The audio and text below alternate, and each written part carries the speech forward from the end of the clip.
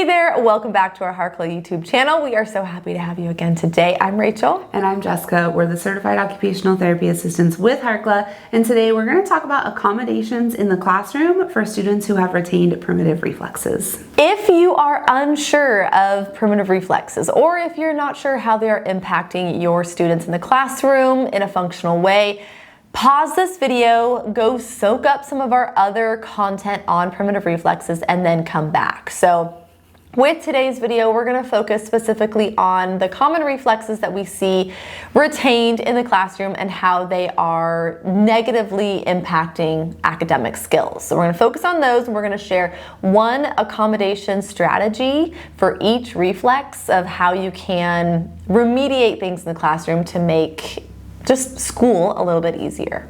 Yep, the first one we're going to talk about is the Moro reflex.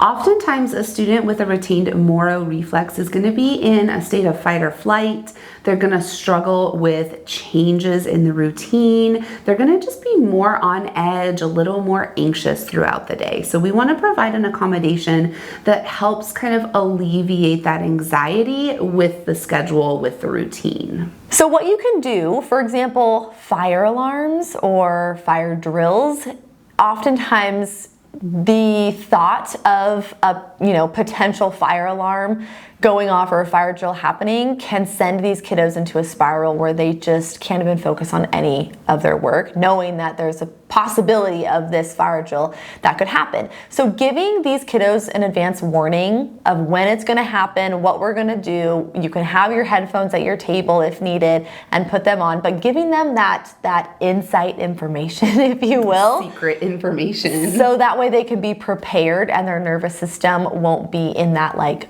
oh my gosh, it's going to happen now, it's going to happen after lunch, it's going to happen before lunch.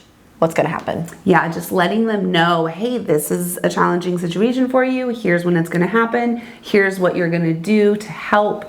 And those students with that retained Moro reflex will be able to just get through their day a little bit easier, knowing exactly what's coming. Hopefully, that's the goal. Yes. The next reflex is the tonic labyrinthine reflex, or the TLR. And students with a retained TLR often struggle with organization, whether it's organizing their materials on their desk or organizing a project or assignment that they need to do and understanding how to create that and put that assignment together. So organization is often a struggle for these students. So one accommodation that you can do is to take a picture of their materials, of their desk, of their backpack organizer, of their binder, whatever they're struggling to organize, and attach that picture to the object. So if you want their desk to look a certain way, take a picture of an organized desk or of their desk organized and what it should look like, and laminate it and attach it to their desk. So when you say, okay everyone, we're going to clean our desks today, they know exactly what it should look like. They know how to put things back where they go and where they're supposed to be. So just use this strategy in a variety of different ways in different settings.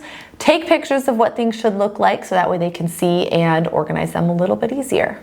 The next reflex is the asymmetrical tonic neck reflex, and we shorten this to ATNR because it's so much easier to say. So for the ATNR, a student who has this reflex retained might struggle with copying from the board. So oftentimes with this reflex, their body movements are at the mercy of their eye and head movements. So if they are required to look down at their desk, up or to the side, to look up at the board and then back down at their desk, it can potentially cause challenges with their arms and legs and being able to coordinate their body to complete the task at their desk. So in order to help a child who potentially has a retained ATNR or who is struggling in this area is to provide a list of the instructions or the materials, whatever it is that you have on the board, provide that to the child on their desk.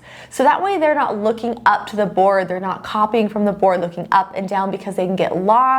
They can have those motor movement reactions when they turn their head to a certain direction and look and copy. It can be a really tedious and exhausting task to have a child copy from the board with a retained ATNR or even a retained STNR, which we'll talk about that later. But put those instructions, put those materials on their desk so that way they can copy them closely rather than looking at the board. Yep.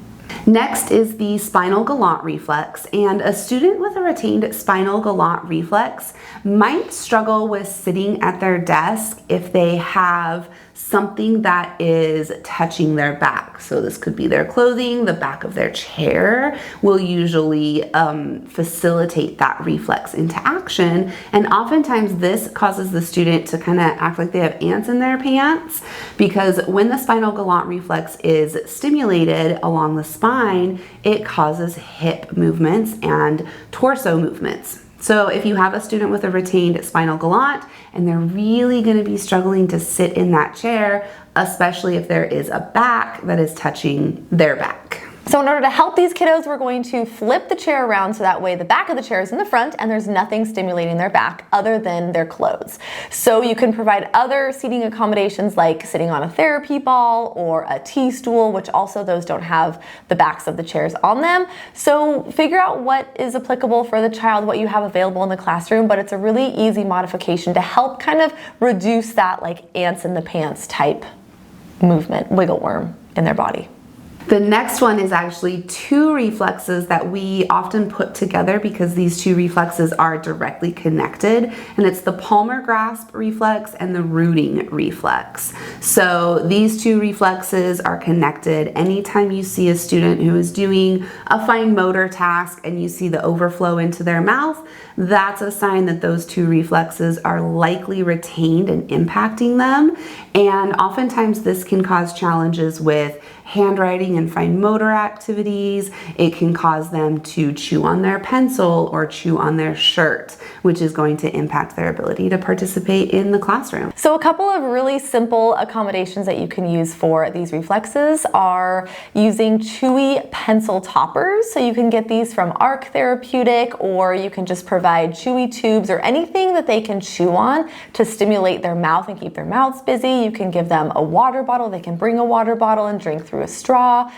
Crunchy, chewy snacks, just making sure that we're providing enough oral input throughout the day in order to help meet those oral needs. The last one that we're going to talk about today is the symmetrical tonic neck reflex, which we're going to shorten to STNR because it's so much easier to say.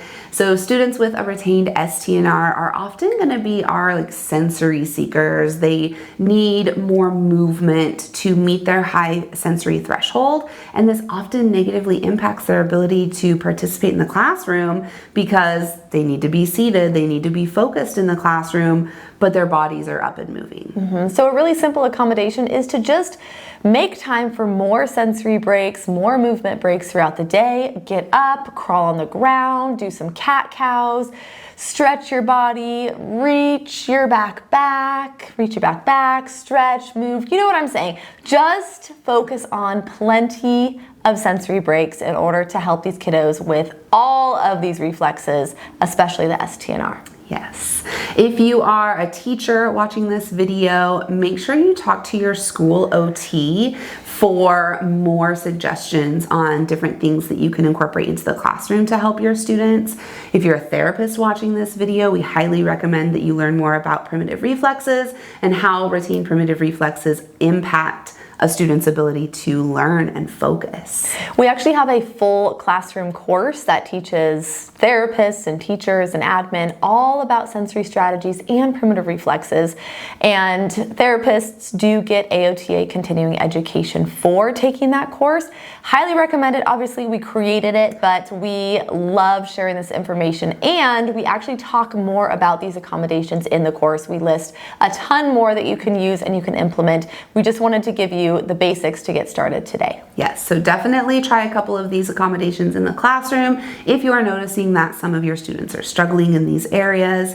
If this video was helpful, make sure you leave a comment and let us know. If you have questions about this, you can also ask a question in the comments. Make sure that you're following us on Instagram. That's where we are generally hanging out at All Things Sensory Podcast, as well as Harkla_family. And we do have a podcast, All Things Sensory, where we talk about all things sensory and primitive reflexes, and we do have a lot of episodes on the same things that we talked about in today's video. Yep, and with that, we will plan on seeing you next Tuesday for another video.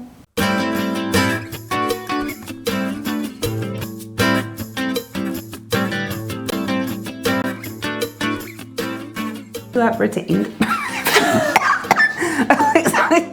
throat. So close to making it through. No, that was the chocolate stuck in my throat.